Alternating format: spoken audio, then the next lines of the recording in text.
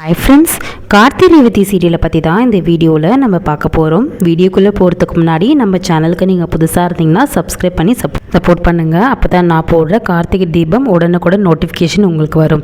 இப்போ வாங்க வீடியோக்குள்ளே போகலாம். இப்போ பார்த்திங்கன்னா நம்மளோட கார்த்தி ரேவதியை பிடிக்கலன்னு சொல்கிறாங்க. அதாச்சும் அது ஆக்டிங் அப்படின்றது ரேவதிக்கு தெரியும். ஆனால் குடும்பத்தில் இருக்க யாருக்குமே தெரியாது. ரேவதி ஃபோன் எடுத்துகிட்டு போயிட்டு என்ன பண்ணுறாங்க, உள்ளே திருட்டுத்தனமாக ஃபோன் பண்ணுறாங்க நம்ம கார்த்திக்கு. எப்படி மாமா என் ஆக்டிங் எப்படி இருந்தது அப்படின்னு கேட்குறாங்க. அதுக்கு கார்த்தி சூப்பராக இருந்தது ரேவதி, நான் சொன்ன மாதிரியே என்னை விட நான் நடித்ததை விட நீ சூப்பராக நடித்தா அப்படின்னு சொல்கிறாங்க.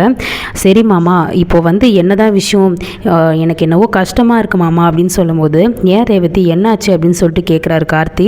இல்லை மாமா, எனக்கு தெரிஞ்சு பார்த்தீங்கன்னா நம்மளோட அம்மாவுக்கும் அதுக்கப்புறம் சித்திக்கும் தெரியாமல் பார்த்துக்கோன்னு சொன்னீங்க. சரி பரவாயில்ல, ஆனால் கூட இருக்க நம்மளோட என்னோட மாமா அதுக்கப்புறம் ரோகிணி அக்கா அப்புறம் அப்பா இவங்களுக்கெல்லாம் தெரிஞ்சால் என்ன இருக்குது, அவங்களாம் நல்லது தானே மாமா நினைக்கிறாங்க அப்படின்னு சொல்லும்போது, இல்லை ரேவதி, அவங்களுக்கும் தெரிய வேண்டாம், இந்த விஷயம் நமக்குள்ளேயே இருக்கட்டும்.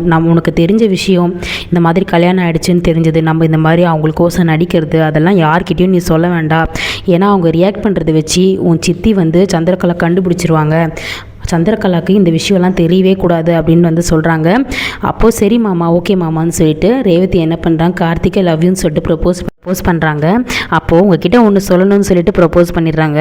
கார்த்தியும் வைக்கப்படுறாரு, நம்ம ரேவதியும் வைக்கப்படுறாங்க. இப்போ பார்த்திங்கன்னா நம்ம ரேவதி சொன்ன மாதிரி கார்த்தி சொல்கிறாரு, எந்த பிரச்சனையும் எல்லா பிரச்சனையும் முடிஞ்சதுக்கப்புறம் கண்டிப்பாக நான் உன் கழுத்தில் எல்லாரோட சம்மதத்தோட தாலி கட்டுறேன் அப்படின்னு சொல்லியிருக்காரு. நீங்கள் கண்டிப்பாக பண்ணுவீங்கன்னு எனக்கு தெரியும் மாமா. அது வரைக்கும் நீங்கள் என்ன சொல்கிறீங்களோ அதுபடி நான் கேட்குறேன். குடும்பத்தை ஒன்று சேர்த்துட்டு எல்லாரோட சம்மதத்தோடையும் நம்ம கல்யாணம் பண்ணிக்கலாம் அப்படின்னு சொல்கிறாங்க. சரின்னு சொல்லிட்டு நம்மளோட ரேவதியும் சரின்னு பேசிகிட்டு இருக்காங்க. இப்போது நம்மளோட சந்திரகலா என்ன பண்ணுறாங்கன்னா, போயிட்டு சிவனாண்டியை பார்க்குறதுக்கு போகிறாங்க. அதுதான் காமிக்கிறாங்க. சிவனாண்டி கிட்ட இந்த விஷயத்தை எல்லாத்தையுமே சொல்கிறாங்க. என்ன சொல்கிறாங்கன்னா, இங்கே பாருங்கள், எனக்கு இந்த வீட்டில் நடக்கிற ஒரு விஷயமும் மண்டையை பிச்சுக்கிற மாதிரி இருக்குது அப்படின்னு சொல்லும் போது, அந்த கார்த்தி என்னவோ வீட்டுக்கு அந்த ரேவதி வேணான்னு சொல்லிட்டான் அப்படின்னு சொல்கிறாங்க. அப்போது உங்கள் அக்கா தான் ஏதோ சொல்லியிருக்கானான்னு சொல்லும் போது, உங்கள் அக்கா கிட்டே என்ன விஷயம்னு கேட்க வேண்டியது என்னன்னு சொல்லிட்டு சிவனாண்டி கேட்குறாரு. நான் தான் கேட்டேனே, அதுக்கு எங்கள் அக்கா எதுவுமே சொல்லாமல் மாஸ்டர் பிளான்னு சொல்லிட்டு ஃபுல்லாத்தையும் முடிச்சிட்டா. அந்த கார்த்திகிட்ட என்ன பேசுனா ஏது பேசுனான்றது தெரியல. இப்போ ரேவதியும் கார்த்தியும் ஒருத்தருக்கு எனக்கு வேண்டாம், நீங்கள் கல்யாணமும் பண்ண வேண்டாம் எதுவும் பண்ண வேண்டாம்னு சொல்லிட்டு பிரிஞ்சிட்டாங்க அப்படின்னு சொல்லும்போது, சிவனாண்டி ஷாக் ஆகி, உண்மையில் சொல்கிறேன், இல்லை என்னை திருப்திப்படுத்துறதுக்காக ஏதோ ஒன்று சொல்கிறியா அப்படின்னு சொல்லும்போது, ஆமாம் எனக்கு வேறு வேலை இல்லை, உங்களுக்கு திருப்திப்படுத்துறதுக்காக நான் இந்த பொய்யெல்லாம் சொல்லிட்டு இருக்கேன்னா, உண்மையை தாங்க சொல்கிறேன், அந்த கார்த்தியும் ரேவதியும் இப்போ பிரிஞ்சிட்டாங்க அப்படின்னு சொல்கிறாங்க.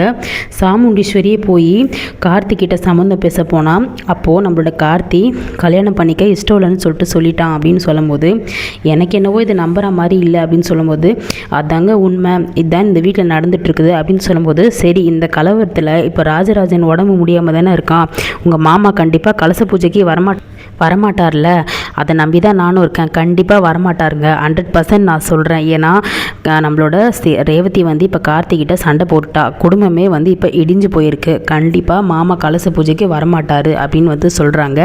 இப்போது நம்மளோட சாமுண்டீஸ்வரி டீலிங்கே கார்த்தி ரேவதி முகத்தை பார்த்து நீ வேண்டான்னு சொல்லதுக்கப்புறம் கலச பூஜைக்கு நம்மளோட ராஜராஜன் அனுப்புறது மட்டும்தான். சிவனாண்டி என்ன பண்ணுறாரு, சரி விடு, நான் உள்ளே பூந்து நான் அந்த கலச பூஜையும் இதையும் நடத்திக்கிறேன். ஆமாங்க, நீங்களும் நம்மளும் தான் இந்த நம்ம குடும்பம் சார்பாக தான் அந்த கலச பூஜையும் அதுக்கப்புறம் கும்பாபிஷேகமும் நடக்கணும். அந்த கார்த்தி சம்மந்தப்பட்ட அந்த ராஜா சேதுபதியோட குடும்பம் நடத்தவே கூடாது அப்படின்னு சொல்லிட்டு இருக்காங்க. அப்போ பார்த்திங்கன்னா சிவனாண்டி கலச பூஜைக்கு எல்லாமே தயார் பண்ணிட்டு இருக்கும்போது சிவனாண்டி பிரச்சனையை இழுக்கிறான்.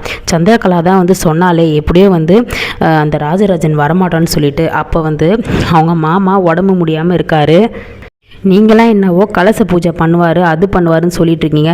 இதை பாருங்கள், அவங்க மாமாலாம் வரமாட்டார், நான் உட்காடுறேன், இந்த கலச பூஜையை நான் நடத்துகிறேன் அப்படின்னு சொல்லும் போது, தம்பி தேவையில்லாமல் பிரச்சனை பண்ணாதப்பா சிவனாண்டி, அதுதான் கார்த்திக் தம்பி தான் சொன்னார்ல எங்கள் மாமா வருவாருன்னு சொல்லிட்டு, அப்புறம் நீ என்னவோ வரமாட்டேன்னு சொல்கிறேன். இங்கே பாருங்கள், அவங்க குடும்பத்தில் நடக்கிற எல்லா கலவரமும் எனக்கு தான் தெரியும், உங்களுக்கு என்ன தெரியும், நான் தான் சொல்கிறேன்ல அவங்க மாமா வரமாட்டாருன்னு சொல்லிட்டு அப்படின்னு சொல்லும்போது கார்த்தி என்ன பண்ணுறாரு, இப்போ வந்து கலச பூஜை கவசம் நேராக வந்து பார்த்திங்கன்னா போகிறாரு. அதாச்சு நீ யாரும் சொல்கிறதுக்கு எங்கள் மாமா வருவார், சரிடா முடிஞ்சால் உங்கள் மாமாவை கூட்டிகிட்டு வந்து காமி, அதையும் தான் பார்க்கலாம் அப்படின்னு சொல்லும்போது நான் போய் எங்கள் மாமாவோட வரேன் அப்படின்னு சொல்லிட்டு என்ன பண்ணுறாங்கன்னா நம்மளோட கார்த்தி வந்து போயிட்டு வீட்டுக்கு போகிறாரு. அப்போ வந்து பார்த்திங்கன்னா எல்லாரும் வந்து இருக்காங்க.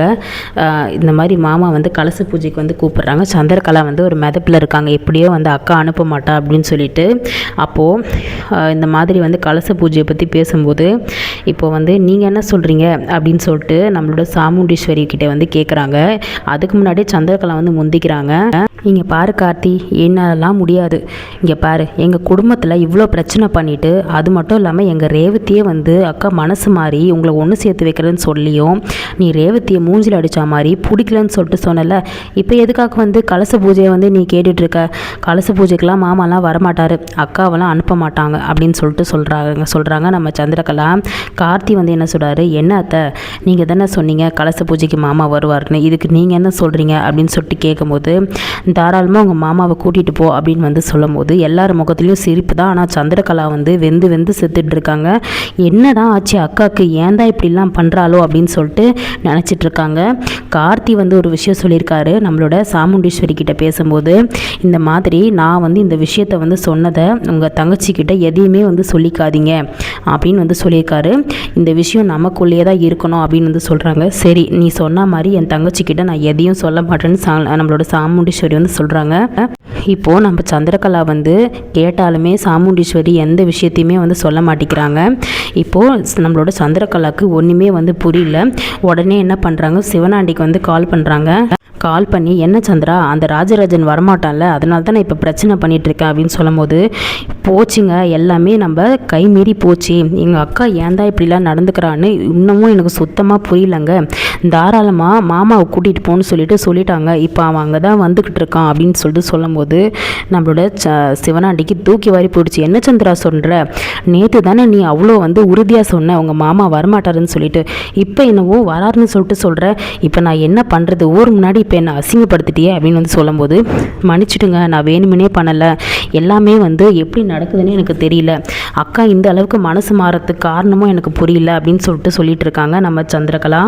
இங்கே பாரு சந்திரகலா, நான் என்ன பண்ணுவே தெரியாது, எப்படியாச்சும் தடுத்து நிறுத்த வழியை பாரு அப்படின்னு வந்து சொல்கிறாங்க. அப்போ வந்து நம்மளோட சந்திரகலா வந்து ரேவதி கிட்ட போய், ரேவதி என்ன ரேவதி இப்படிலாம் நடந்துட்டுருக்குது, அந்த கார்த்தி நம்ம குடும்பத்தையே வந்து அவமானப்படுத்திட்டான், அக்கா போயிட்டு இறங்கி போய் பெரிய மனுஷி இறங்கி போயிட்டு இந்த மாதிரி உனக்கு சம்மதம், என்னோட பொண்ணுக்கு சம்மதம், நீ கல்யாணம் பண்ணிக்கோன்னு கேட்கும்போது மூஞ்சில் அடித்த மாதிரி பிடிக்கலன்னு சொல்லிட்டு சொன்னவன் கிட்ட போயிட்டு அப்பாவை கலச பூஜைக்கு அமுச்சு வைக்கிற, இதெல்லாம் நல்லதுக்கா, போயிட்டு உங்கள் அம்மா கிட்ட சொல்லி தடுத்து நிறுத்து, அக்கா ஏன் தான் இப்படிலாம் பண்ணுறாங்க அப்படின்னு சொல்லிட்டு சொல்லும் போது, சித்தி அவர் என்னை பிடிக்கலன்னு சொன்னது வேறு விஷயம், இது வந்து குடும்பத்துக்குள்ளே எதுக்காக நம்ம வந்து தேவையில்லாத பிரச்சனை பண்ணணும், அப்பா விருப்பப்படி எங்கள் மாமா விருப்பப்படி அவர் விருப்பப்படி என்ன நடக்குதுமோ நடக்கட்டும், அம்மாவே ஒத்துக்கும் போது உங்களுக்கு என்ன சித்தி அப்படின்னு வந்து சொல்கிறாங்க. ரேவதி புரியாமல் பேசாது, இதுக்கு மேலே என்கிட்ட பேசாதுங்க சித்தி, அம்மா விருப்பப்படி எது பண்ணுறாங்களோ அது கரெக்டாக தான் இருக்கும்னு சொல்லிட்டு சொல்கிறாங்க. இப்போது நம்மளோட ராஜராஜன் கையால் கலச பூஜை வந்து நடக்க இருக்குது. கார்த்தி வந்து மாதம் வந்து பார்த்திங்கன்னா வண்டியில் வந்து ராஜராஜனை கூட்டிகிட்டு வந்து நிப்பாட்டுறாரு. அதை பார்த்து பாட்டி வந்து ரொம்பவே சந்தோஷப்படுறாங்க. ராஜராஜன் வந்து இந்த மாதிரி கலச பூஜைக்கு வந்து வந்திருக்காரு அப்படின்னு சொல்லிட்டு. சாமுண்டீஸ்வரி வருவாங்களான்னு தெரியல, ஆனால் ராஜராஜன் வரா மாதிரி தான் அப்டேட்டில் வந்து காமிச்சிருக்காங்க. ஸோ ராஜராஜன் வந்து கார்த்தி வந்து மாதம் வந்து கூட்டிகிட்டு வந்து இறக்குறாரு. சிவனாண்டிலாம் வந்து ஒரு நிமிஷம் கூட வந்து தள்ளி அப்படியே போயிடுறான். சரி சொன்ன மாதிரியே வந்து அவங்க மாமாவை கூட்டிகிட்டு வந்துட்டானே, கடைசியில் இப்படி ஆயிடுச்சே, நம்ம எது பண்ணாலும் இவங்கிட்ட தோத்துக்கிட்டே இருக்குமே அப்படின்னு சொல்லிட்டு சொல்லும் போது, இப்போ என்ன சொல்கிறீங்க, எங்கள் மாமாவை சொன்னபடியே நான் கூட்டிகிட்டு வந்துட்டேன்ல, இது போதுமா அப்படின்னு சொல்லும் போது, ரொம்ப சந்தோஷம் தம்பி, நீ சொன்ன மாதிரியே உங்கள் மாமாவை கூட்டிகிட்டு வந்துட்ட, எனக்கு ரொம்பவே சந்தோஷமாக இருக்குது எங்களுக்கெல்லாம், இதை தான் நாங்களும் ஆசைப்பட்டோம், முறைப்படி ராஜா சேதுபதியோட குடும்பத்தை சார்ந்தவங்க தான் பண்ணணும், நீ கரெக்டாக உங்கள் மாமாவை கூட்டிகிட்டு வந்துட்ட, அப்போ தான் அந்த அம்மனுக்குமே எல்லாமே திருப்தியாக நடக்கும் அந்த ஊரில் அப்படின்ற மாதிரி சொல்லிட்டு இருக்காங்க. ராஜராஜன் கலச பூஜை பண்ணுறதை பார்த்துட்டு நம்மளோட சந்திரகலாவும் சிவனாண்டியும் பயங்கர டென்ஷனாக கோவமாக இருக்காங்க. நம்ம ஒன்று நினச்சா அது ஒன்று நடந்துக்கிட்டே இருக்கேன், இந்த கார்த்திகிட்ட நம்ம தோத்துக்கிட்டே இருக்கமே அப்படின்னு சொல்லிட்டு. இப்போ நம்மளோட சந்திரகலா நினைக்கிறாங்க கார்த்திகிட்ட தான் தோத்துட்ருக்கோன்னு பார்த்தா திடீர்னு எங்கள் அக்கா இப்படியே பெல்ட்டி அடிச்சிட்டாலே என்ன பண்ண போகிறோமோ தெரியல அப்படின்னு சொல்லிட்டு சொல்கிறாங்க. வெயிட் பண்ணி பார்க்கலாம் நெக்ஸ்ட் அப்டேட்டில்.